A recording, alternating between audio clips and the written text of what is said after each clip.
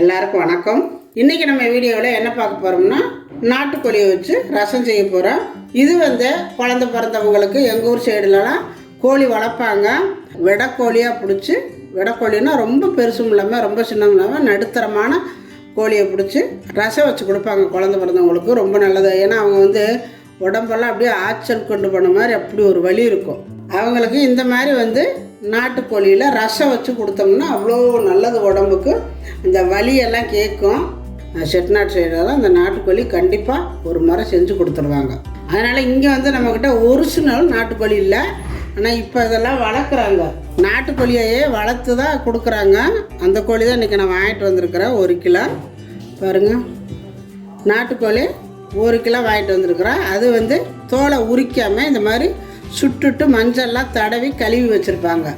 அந்த மாதிரி இதோட தான் வாங்கிட்டு நம்ம அந்த ஸ்கின்னோட தான் செய்யணும் ரசம் செய்கிறது. அப்போ தான் ஃபுல் எனர்ஜி நம்மளுக்கு கிடைக்கும். இதில் உள்ளது 1 கிலோ வாங்கிட்டு நான் சுத்தம் பண்ணி எடுத்து வச்சுருக்கிறேன். இப்போ இதை எப்படி ரசம் வைக்கிறது அப்படிங்கிறது பார்க்கலாம். இப்போ நல்லா கழுவி வச்சாச்சு. 3 தக்காளி எடுத்து நான் கட் பண்ணி வச்சுருக்கிறேன். நான் சொல்கிறதெல்லாம் 1 கிலோ நாட்டுக்கோழிக்கு தான் இப்போ நான் அளவுகள் சொல்கிறேன். ஒரு 4 தக்காளி எடுத்து நல்லா பழுத்த தக்காளியாக இருக்கணும். அப்போ தான் ரசம் நல்லாயிருக்கும். 4 தக்காளி கட் பண்ணி வச்சுருக்கிறேன். கொஞ்சம் போல் பூண்டு உரித்து வச்சுருக்கிறேன். ஒரு துண்டு இஞ்சி, ஒரு 200 கிராமு சின்ன வெங்காயம் தோலை உரிச்சிட்டு கழுவி வச்சுருக்கிறேன். குருமிளகு, சீரகம் 2 எடுத்துருக்கிறேன். இதை 1-2 நம்ம பொடி பண்ணிக்கணும். அப்புறம் தாளிக்கிறதுக்கு பட்டை கிராம்பு ஐட்டம் ஃபுல்லாக எடுத்து வச்சுருக்கிறேன். இப்போ ஃபஸ்ட்டு என்ன பண்ணணும்னா, நம்ம எடுத்து வச்சுருக்கிற இந்த இஞ்சி பூண்டு இதை போட்டு லைட்டாக 1-2 அடிச்சுக்கணும். ரொம்ப அடிக்கக்கூடாது, நைஸாக அரைச்சிடக்கூடாது. இந்த வெங்காயம் எல்லாத்தையும் சேர்த்து ரொம்ப அடிச்சிடாமல் ஒரு 2 பல்ஸ் விட்டால் போதும். இப்போ நான் அடிச்சுக்கிட்டு உங்ககிட்ட காட்டுறேன்.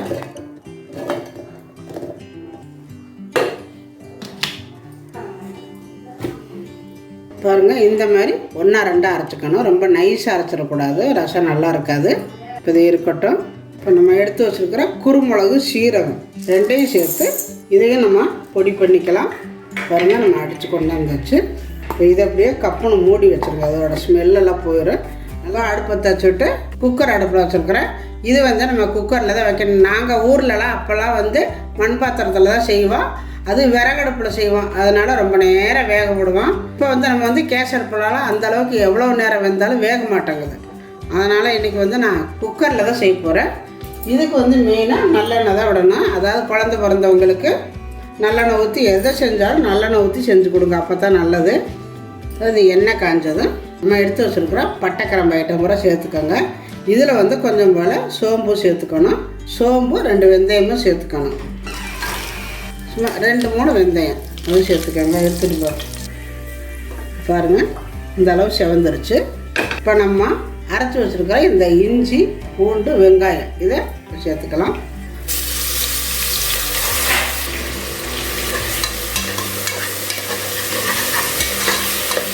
வெங்காயம், இஞ்சி, பூண்டு எல்லாம் சேர்ந்து நல்லா வதங்கணும். அப்போ தான் அந்த ரசம் டேஸ்ட்டாக மணமாக நல்ல ருசியாக இருக்கும்.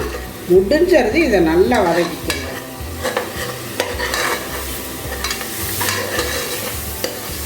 நம்ம எந்த அளவு போட்டோம். இப்போ எல்லாமே நல்லா சுருண்டு வதங்கிருச்சு. நல்லா சுருண்டு நல்லா வதங்கிடணும். இப்போ நம்ம நறுக்கி வச்சுருக்கிற இந்த தக்காளியை சேர்த்துக்கலாம்.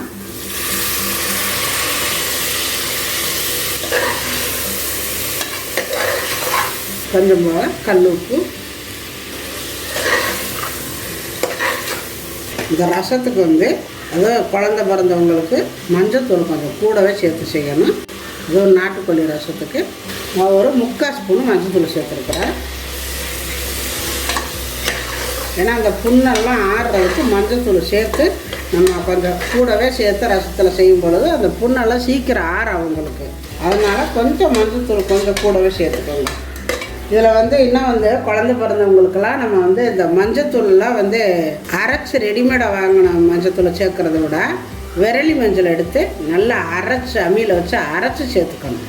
ஏன்னா நம்ம கடையில் வாங்குகிற மஞ்சத்தூள் என்னென்னா சேர்க்குறாங்க. அது கொஞ்சம் அந்த புண்ணுக்கெல்லாம் ஏதாவது கெடுதல் கூட பண்ணோம். நம்ம விரலி மஞ்சள் எடுத்து நல்லா அம்மியில் வச்சு அரைச்சி போட்டுக்கிட்டிங்கன்னா பயமே வேண்டாம். நம்ம எவ்வளோ மஞ்சத்தூள் சேர்த்தாலும் அந்த உடம்புக்கு நல்லது. அந்த புண்ணு சீக்கிரம் ஆறும். ரொம்ப நல்லது. இப்போ நான் வந்து போட்டிருக்கிற மஞ்சள் என்னன்னு பார்த்தீங்கன்னா பொங்கலப்பா அந்த பொங்க பானை சுற்றி கட்டுவோம் பார்த்தீங்களா மஞ்சள் கொத்து, அந்த மஞ்சள் கொத்தை எடுத்து அந்த மஞ்சள் அப்போவே நறுக்கி போட்டு வேக வச்சு லைட்டாக ஒரு அடி அடிச்சிட்டோம்னா நல்லா கொல கொல கொல கொலன்னு நல்லா நைஸாக அரைப்பட்டுரும். அதாவது ஈரத்தோடவே அரைக்கணும். அந்த மஞ்சளை காய வச்சுட்டு அரைச்சோம்னா மிக்சியில் அரைப்படாது. அதனால் லைட்டாக வேக வச்சு அப்படியே மிக்சியில் போட்டு அரைச்சோம்னா நல்லா நைஸாகிடும். மறுபடியும் காய வச்சோம்னா நல்லா காஞ்சிரும். காஞ்சதுக்கப்புறம் மறுபடியும் ஒருக்கா அந்த மஞ்சளை அரைச்சி எடுத்து வச்சுக்குவேன். அது வந்து நான் இந்த மாதிரி ஏதாவது மருந்து குழம்பு வேறு ஏதாவது முக்கியமான ஐட்டத்துக்கு அதை சேர்த்துக்குவேன். நான் அது எப்போவுமே என்கிட்ட இருக்கும். இப்போ அந்த தூளிலேருந்து தான் நான் ஒரு ஸ்பூன் உங்களுக்கு போட்டு காட்டியிருக்கிறேன். மிளகாத்தூளுமே கடையில் வாங்கினா அந்த வெறும் மிளகாத்தூள் போடவே போடாதீங்க. நம்மளாக வீட்டில் அரைச்ச மிளகாத்தூள் தான் சேர்த்துக்கணும். நான் வந்து வெறும் மிளகாத்தூள் தனியாக அரைச்சி வச்சுருக்கிறேன், மல்லித்தூளும் தனியாக அரைச்சி வச்சுருக்கிறேன். அதில் தான் நான் இப்போ கொஞ்சம் கொஞ்சம் போட போகிறேன். தனி மிளகாத்தூள் ஒரு அரை ஸ்பூனு மிளகாத்தூள், அவ்வளவுதான். மல்லித்தூள் பார்த்திங்களா, அன்றைக்கி தான் நான் அரைச்சிக்கிட்டு வந்தேன். அந்த மல்லித்தூள் தான் இது. இதில் எந்த கலப்படமும் இல்லை. இப்போ நம்ம வச்சுருக்கிற இந்த நாட்டுக்கோழி கறி அதில் சேர்த்துக்கலாம்.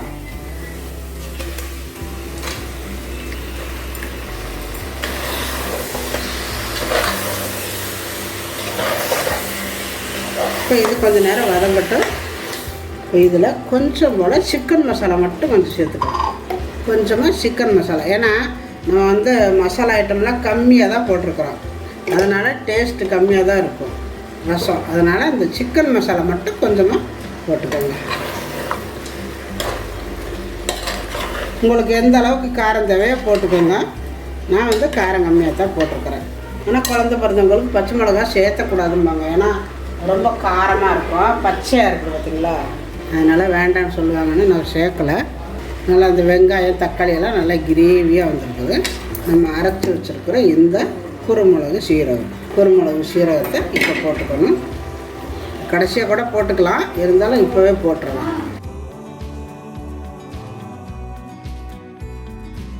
ரசம் வேணுங்கிற அளவுக்கு தண்ணி ஊற்றிக்கோங்க. இந்த அளவுக்கு தண்ணி ஊற்றணும்.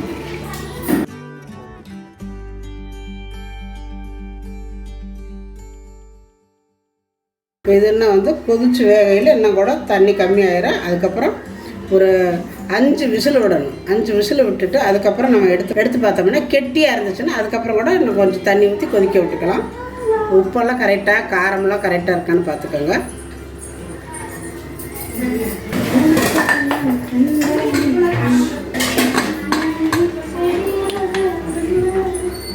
இது ஒரு 5லேருந்து 7 விசிலாவது வரணும். நான் 5 விசில் சொன்னேன், எப்படி இருக்குன்னு தெரியல. ஒரு 5லேருந்து 7 விசில் விட்டுக்கலாம். 4 விசில் தான் விட்டுருக்கேன். நான் 7 விசில் சொன்னேன், 5லேருந்து 7 சொன்னேன். 4 விசில் தான் விட்டுருக்குறேன்.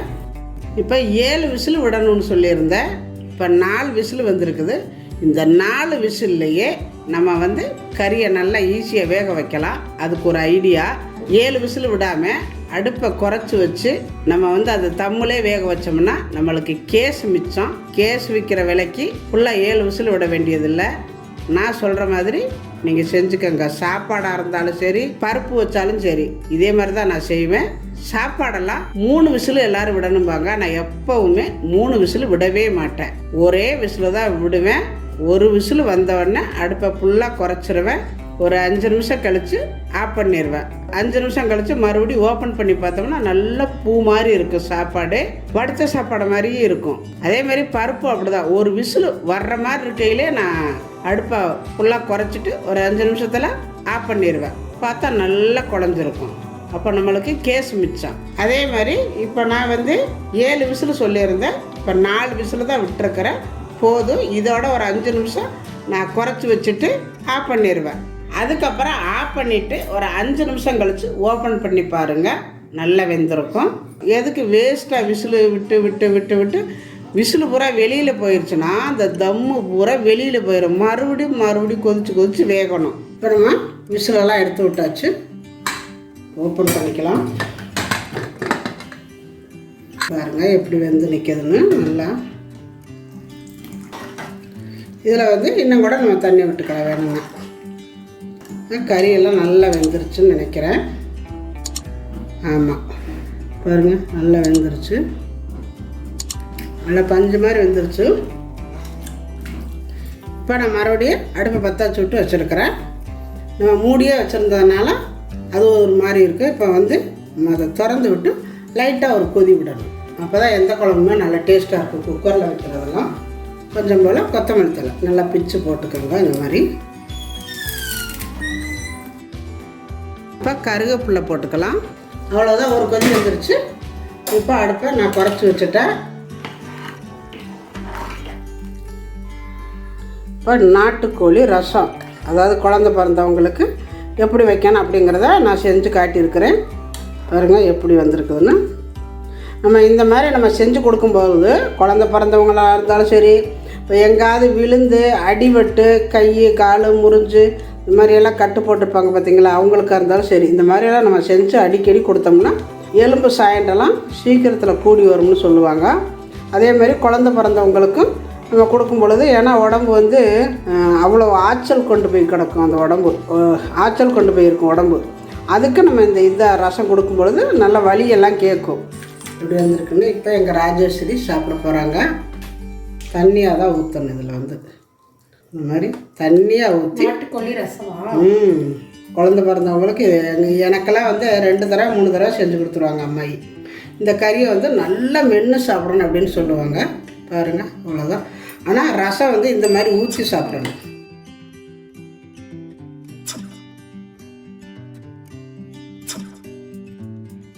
உங்கள் வீட்டிலையே இதே மாதிரி நீங்கள் செஞ்சு பாருங்கள். செஞ்சு பார்த்துட்டு எப்படி வந்துச்சுன்னா கமெண்ட்டில் சொல்லுங்கள். இந்த வீடியோ பிடிச்சிருந்தா லைக் பண்ணுங்கள், ஷேர் பண்ணுங்கள். செட்டிநாட்டு சமையலுக்கு சப்ஸ்கிரைப் பண்ணுங்கள். நன்றி. வாழ்க வளமுடன்.